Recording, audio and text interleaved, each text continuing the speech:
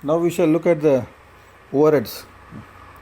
We have seen so many overheads, uh, right from factory overhead to that is production overhead or administrative. Second is administrative overhead, third selling overhead, and the lastly distribution overheads. Okay, so the term overhead has a wider meaning than the term indirect expenses.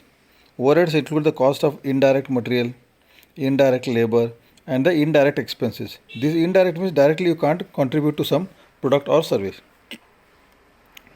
This is the aggregate sum of indirect material, indirect labor, and indirect expenses. So overhead is equal to indirect material plus indirect labor plus indirect expenses. And overheads also we have classified in three categories. First, in the factory or workshop itself, that is the factory bar works overhead or production overheads. Second, office or administrative overheads. And third is selling and distributing overheads. So this factory overheads or workshop overhead, whatever it is there, these are the indirect costs incurred in the factory for production of the goods. They include indirect material, indirect labor, as well as indirect expenses. For example, you suppose in a factory, as we discussed, machining of crankshaft or connecting rod, you may use oil, you use lubricants, you use grease, you use cotton waste because all the machines have to be lubricated. But you can't tell that I used 50 ml oil for machining this crankshaft or connecting rod. That cannot be directly connected. So these are indirect materials. Then you have small tools, brushes, your jhadu, whatever you are using, chemicals, what you are using, like sanitizers and all. That you can't say that this is for this particular purpose. So these are all coming under indirect materials. Then you use threads, gums, nails, consumable stores, printing materials, printing and stationery. These all come under the indirect materials.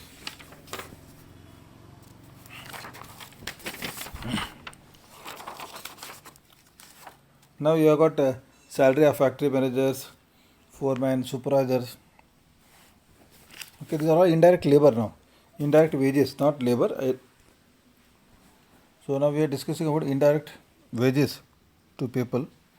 So the factory manager is not directly manufacturing, or the foreman is like supervisors. They are not clerks. They are not manufacturing the compound. Then there are storekeepers, timekeepers, salary and fee of factory directors and other technical directors, and contribution to the ESI, that is Employee State Insurance Act, then Provident Fund, PF, leave pay, etc. So these are all the wages indirect, which you can't contribute to any particular product or service. And you also have indirect expenses, expenditure like the rent for the, if you have taken a building on rent, then you have to pay the rent for the factory. Then every year you have to pay for insurance of the factory, machinery and plant insurance, building insurance. Then taxes you have to pay to the municipal authorities. Okay, like your house, you just take your house. House also you are getting on rent. Then you have to get the insurance of the house. Then you have to pay taxes for the house. Okay. Similarly, there is depreciation of factory. We will discuss the depreciation in our subsequent discussion. That is part 2 of this module. Depreciation of factory building, plant and machinery, and their repairs and maintenance. Okay. Then power and fuel used in the factory, even DG set, diesel generator set backup you are having, that also you have to consider, fuel whatever you are using. Then telephone lines, internet connections, whatever you are using, that you have to pay for that. And then you have got office and, second one is office and administrative overheads. So it is not that you will have only factory, like we have departments, mechanical, civil, computer science, but you have office also, no? So these expenses are related to the management and administration of the business. They are incurred for the direction and control of the undertaking. These represent the indirect aggregate of the cost of indirect material, indirect labor, and indirect expenses occurred by the office and administration department of an organization. Okay, like office printing material, whatever is the stationery, cost of brushes, dusters for cleaning office building, postage, stamps, salary of office manager, clerks, peons. Okay, salary of administrative directors, salaries of legal advisors, salaries of cost accountants and financial accountants, salaries to computer operator, rent, insurance, taxes. Because if the building you are taken up, our factory is in Madgaon and office is in Bangalore, so you have to take the office on rent. Then insurance, rates of taxes, rates and taxes of office building, office lighting, electrical charges, okay, cleaning charges, depreciation and repair of office building, furniture, equipment, legal charges, bank charges, trade subscription, telephone charges, audit fees. So all these finances are audited every year. So for that also you have to pay the charges. So these all come under the office and administrative overheads. And lastly, you have got the selling and distribution head overheads. So selling and distribution overheads are incurred for marketing of the commodity, for securing order for the articles, dispatching goods sold, or making efforts to find and retain customers. So you have to make efforts to find the customer, you have to make efforts to retain the customers, okay. You have to market your commodity, you have to get the orders for the articles, and you have to dispatch the goods, okay.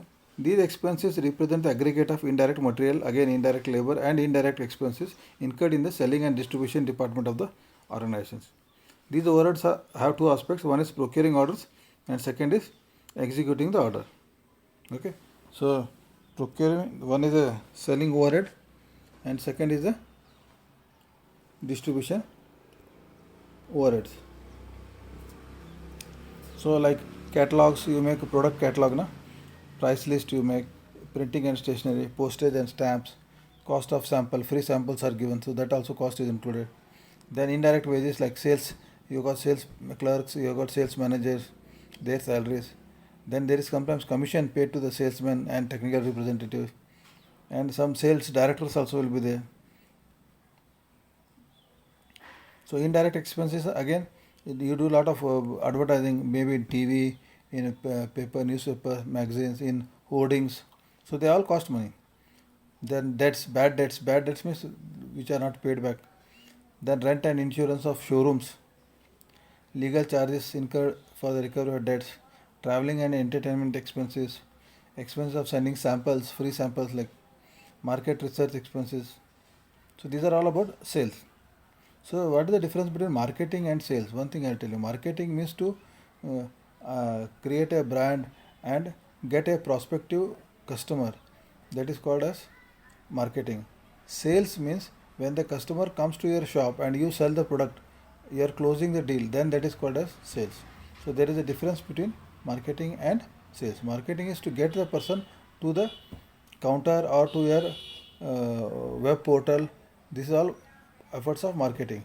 But once the person approaches your marketing portal or comes to your physically to your brick and mortar store, then the transaction is known as sales.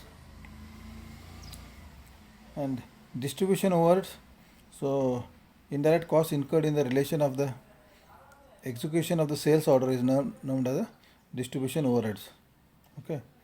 So here also cost of indirect material, indirect wages and indirect expenses. So you can see a lot of packing materials.